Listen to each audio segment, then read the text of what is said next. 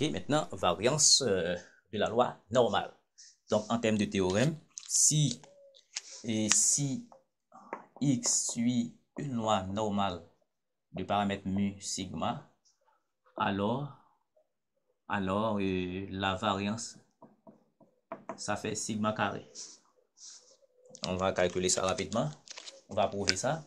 D'accord. Maintenant, comment on définit la variance? Variance de x, c'est l'espérance du carré, d'accord, moins le carré de l'espérance, d'accord. Sachant que l'espérance de x c'est mu, d'accord. Donc ça va faire justement maintenant, et il nous reste à calculer ça. E de x carré, c'est somme moins l'infini à plus l'infini de x carré f de x dx, ce qui fait moins l'infini à plus l'infini x carré. Or, on se rappelle de l'expression de f de x, la densité de probabilité, c'est 1 sur sigma radical de 2pi exponentielle de moins 1 sur 2 x moins mu sur sigma, tout ceci au carré dx. D'accord? On peut maintenant faire un petit changement de variable. Posons par exemple x moins mu sur sigma égale à t. Cela signifie que x égale à sigma t plus mu. Donc cela signifie que dx est égal à sigma dt. Eh bien, du coup, on fait sortir ça. Donc l'espérance de x carré, ça va faire 1 sur sigma radical de 2pi. Ok, en somme de moins l'infini à plus l'infini. X c'est quoi? X c'est ça. Donc ça va faire sigma carré t carré plus mu carré. Ok. Et plus mu carré plus 2 sigma t, 2 sigma mu t. Mu t. D'accord? Ils font ça au carré. Pour x, ça au carré plus ça au carré. Et plus 2 fois ça. Et 2 sigma t. 2 sigma mu t. D'accord? Voilà.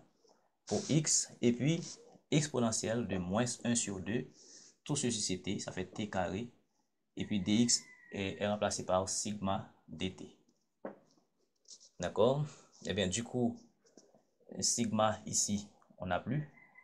Donc, cela signifie que espérance de x carré, ça va faire 1 sur sigma. Alors, 1 sur radical de 2pi. D'accord? Je mets le grand là d'ici. Ça va faire sigma carré, somme de moins l'infini à plus l'infini, t carré exponentielle de moins 1 sur 2 t carré dt. Plus ici, ça va faire mu carré. Donc, ça va faire mu et carré somme de moins l'infini à plus l'infini de exponentielle de moins 1 sur 2 t carré dt.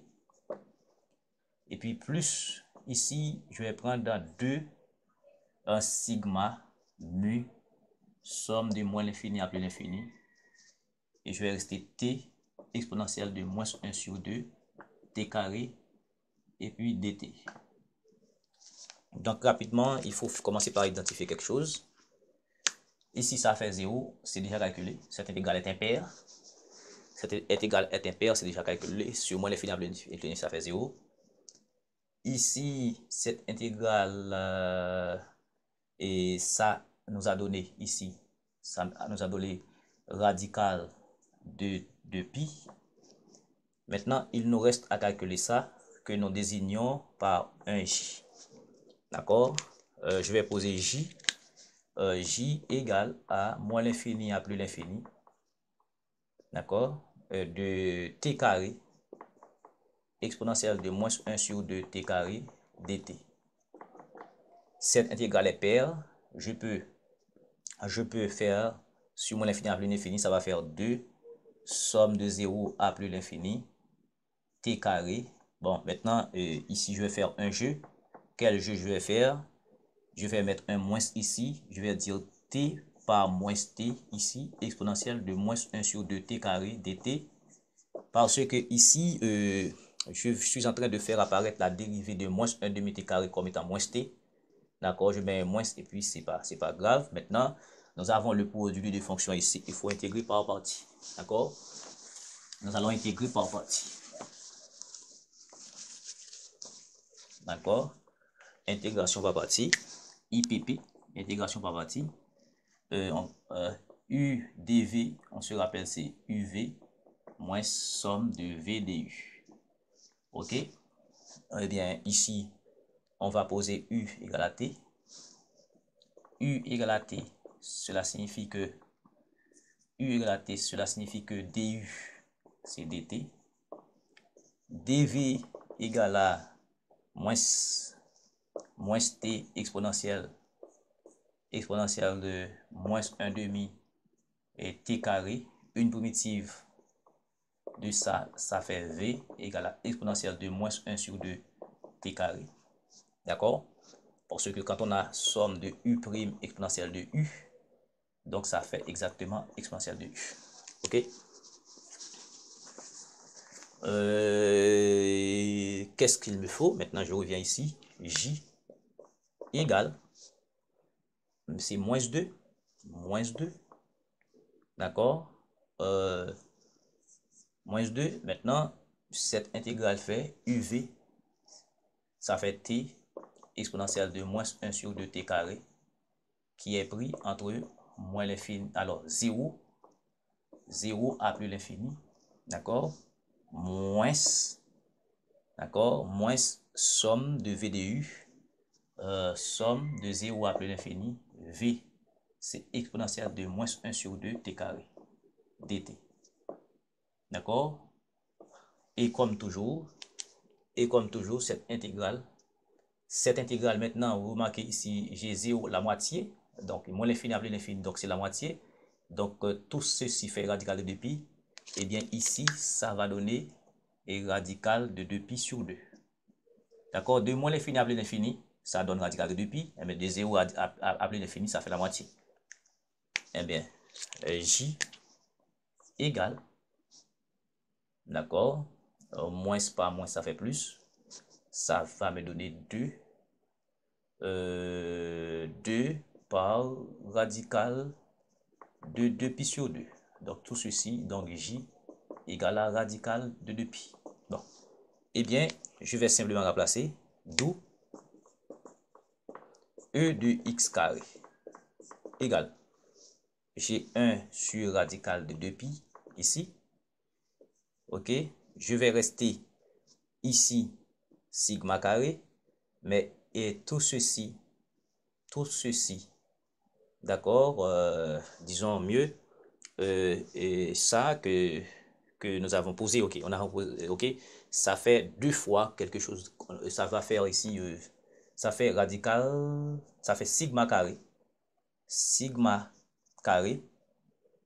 ok, et puis sigma carré radical de 2pi, pour ça, d'accord, sigma carré sous ce radical de 2pi, plus mu carré radical de 2pi. Et ici, c'est 0. D'accord? Voilà. Et puis, nous simplifions. Nous prenons ça. D'accord? Nous simplifions. Ça fait ici sigma carré. Ok? Nous simplifions ici. Ça va faire mu carré. Enfin, la variance, c'était l'espérance du carré. Voici donc l'espérance du carré, ça fait ça, plus mu carré.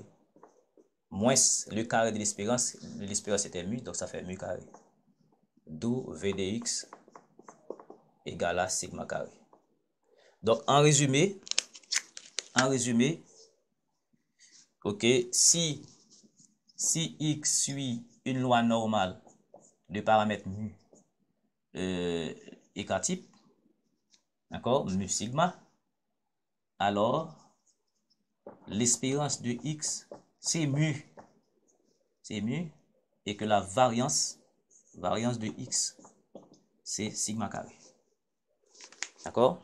Maintenant, nous venons justement de voir et une dernière loi, d'accord, c'est la loi normale, d'accord, qui est caractérisée par sa fonction de densité qui est 1 sur un sigma radical de pi exponentielle de moins 1 demi x moins mu sur sigma au carré, et qu'on a prouvé que c'est 1, quand on fait la somme sur moins l'infini avec 1, et que l'espérance est égale à mu, la moyenne, et que justement la variance est égale à sigma carré. Merci beaucoup de suivre cette séance.